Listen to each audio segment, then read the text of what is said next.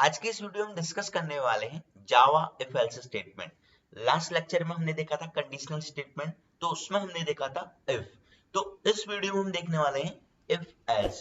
तो if else क्या होता है, कैसे काम करता है, सारी चीजें डिटेल में डिस्कस करेंगे। वीडियो में लास्ट तक बने रहना। अगर आपको नोट्स चाहिए तो टेलीग्राम में जुड़ सकते हो। टेलीग्राम में इसके नोट्स आ जाएंगे आपके पास, तो वहां से आप डाउनलोड करके पढ़ सकते हैं, नोट्स क्रिएट कर सकते हैं। आपको डिस्क्रिप्शन में लिंक मिल जाएगा। तो देखते हैं इफ एल्स स्टेटमेंट। जो इफ एल्स स्टेटमेंट होता है इफ के जैसा ही होता है, बट यहाँ पर क्या होता है, एक एक्स्ट्रा एल्स होता है। तो यहाँ पर जो होती है दो कंडीशन चेक होती है। इफ जो होता है वो होता है ट्रू के लिए, अगर कंडीशन ट्रू होती है, और जो आपका एल्स होता है ये होता है फॉल्स वाले पार्ट के लिए। ठीक है, तो आपने ध्यान दिया होगा इफ का एक ड्रॉबैक था, अगर कंडीशन ट्रू हो रही थी तभी कोई मैसेज आ रहा था, अगर कंडीशन फॉल्स हो जा रही थी तो कोई मैसेज नहीं आ रहा था। तो ये बहुत बड़ा ड्रॉबैक था। सपोज हम एटीएम में गए, हमारे पैसे नहीं निकले, ठीक है, तो हमें पता चलना चाहिए ना कि क्या फॉल्ट था, कार्ड खराब था, पिन खराब था, या आपके पास पैसे नहीं थे, तो पता चलना चाहिए कि यार फॉल्ट क्या है। तो सेम एज यहाँ पर भी ऐसा ही कुछ प्रॉब्लम आ रहा था इफ के साथ। जब सही हो रहा था तब तो सही था, अदरवाइज आपके पास कोई मैसेज नहीं आ रहा था, उस कंडीशन को क्या कर देता था, स्किप कर दे रहा था। तो इसके लिए जो मार्केट में आया फिर जावा का इफ एल्स स्टेटमेंट आया, तो लिखा है इफ कंडीशन, अगर कंडीशन ट्रू है तो code if condition is true ये चल जाएगा, अदरवाइज क्या चलेगा, आपका एल्स चलेगा। एल्स में कभी भी कंडीशन चेक नहीं होती है।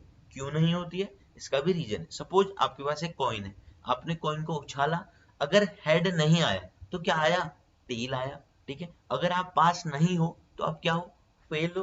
तो मतलब एक चीज नहीं है तो डेफिनेटली क्या होगी, दूसरी चीज होगी। मतलब हेड नहीं है तो क्या होगा, टेल ही होगा। अगर बंदा 18 से अबव नहीं है तो क्या होगा, 18 से लेस होगा। ठीक है, अगर नंबर इवन नहीं है तो नंबर क्या होगा, ऑड होगा। तो इसलिए एल्स में कंडीशन चेक नहीं होती है। ठीक है, तो बहुत ही सिंपल है। तो इसका देखते हैं प्रोग्राम। तो प्रोग्राम है मेरे पास, check whether the number is even और ऑड। ठीक है, चेक करेंगे यहाँ पर हम कि नंबर इवन है या ऑड है। ठीक, तो देखो सबसे पहले जानना तो जरूरी है यार कि इवन नंबर क्या होता है। इवन नंबर वो होते हैं जो नंबर दो से डिवाइड हो जाते हैं पूरी पूरी बार। Which number is divisible by two and remainder is zero, ये होगी कंप्लीट डेफिनेशन। जो नंबर दो से पूरी पूरी बार डिवाइड हो जाता है और जिसका रिमाइंडर होता है जीरो। जैसे आपका फोर है, फोर क्या है, अगर मैं इसको टू से डिवाइड करूं, टू टू जा फोर।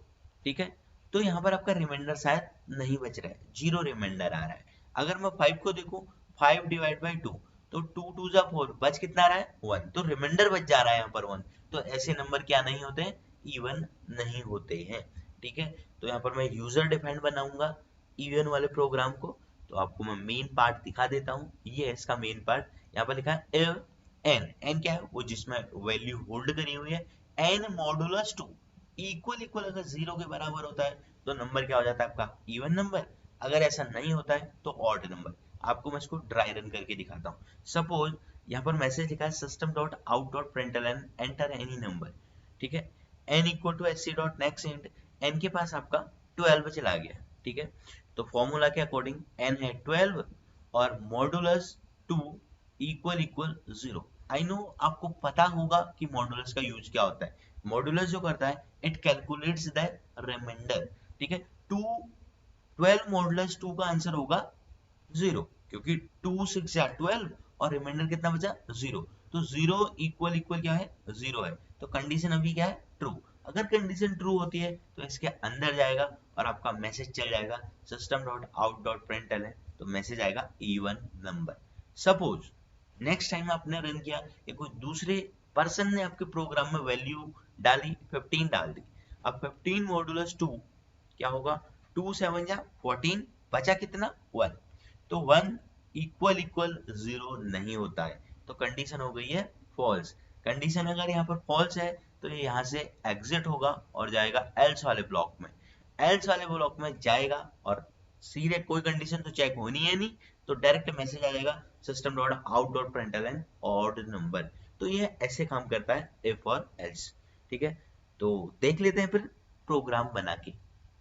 तो मैंने यहाँ पर import java.util.scanner करा दिया है, बिकॉज मैं यूजर से वैल्यू लेने वाला हूँ और स्कैनर का एक ऑब्जेक्ट क्रिएट कर दिया है। ये सारी चीजें मैंने आपको पहले भी बता दी हैं, फिर से आपको याद दिला रहा हूँ, आप भी ध्यान दो। ठीक है, नोट भी करते रहो। अब मैं यहाँ पर एक वेरिएबल डिक्लेयर कर लेता हूँ एंड एन नाम का। ठीक, और एक मैसेज आएगा आपका system dot out dot println, double quotes में लिख देते हैं एंटर एनी नंबर। ओके, और हम वैल्यू ले लेते हैं n के पास, क्योंकि वेरिएबल n डिक्लेयर किया हुआ है, n equal to sc dot next int, bracket close, terminate कर दिया है। अब कंडीशन लगाएंगे हम, जो मेन पार्ट है।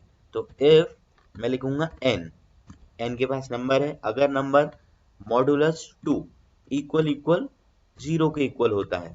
ठीक है, मतलब n मॉडुलस 2 इक्वल इक्वल अगर 0 है तो एक मैसेज आ जाए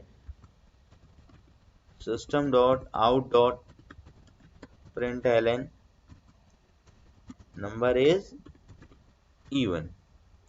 अगर ऐसा नहीं होता है तो कहाँ चला जाए, एल्स के पास। एल्स में कोई कंडीशन चेक नहीं होती है, ये ध्यान रखना है, बच्चे कभी कभी ये गलती कर देते हैं। system dot out dot println number is odd. ठीक है, और इसको करते हैं हम रन। तो पूछ रहा है एंटर एनी नंबर, मैंने डाला 12, तो मैसेज आ रहा है नंबर इज इवन। तो इसको क्लियर करते हैं, अगेन रन करते हैं फिर। तो मैं ले लेता हूँ नंबर 25, देखते हैं, ये देखिए आपके पास मैसेज आ रहा है नंबर इज ऑड। तो आपने कुछ डायनेमिक प्रोग्राम बनाना है, जिससे आपके जब भी आप कोई भी वैल्यू डालें तो आपका सही रिजल्ट आए। तो यूजर डिफाइंड बनाना ज्यादा अच्छा रहता है। ये था हमारा इवन ऑड का प्रोग्राम। आपने इफ एल्स तो सीखा, उसके साथ साथ आपने एक प्रोग्राम में सीखा इवन ऑड का। गाइस ध्यान में रखो, प्रोग्रामिंग को नोट भी कर लो, और थोड़ी सा सिंटेक्स का ध्यान रखना है। बच्चे बार बार सिंटेक्स मिस करते हैं। थोड़ी सा जावा जो है लेंदी है अदर की कंपैरिजन में, तो इतना हार्ड भी नहीं है और इतना इजी भी नहीं है। तो आराम से करो, सीखते रहो सरल प्रोग्रामिंग से।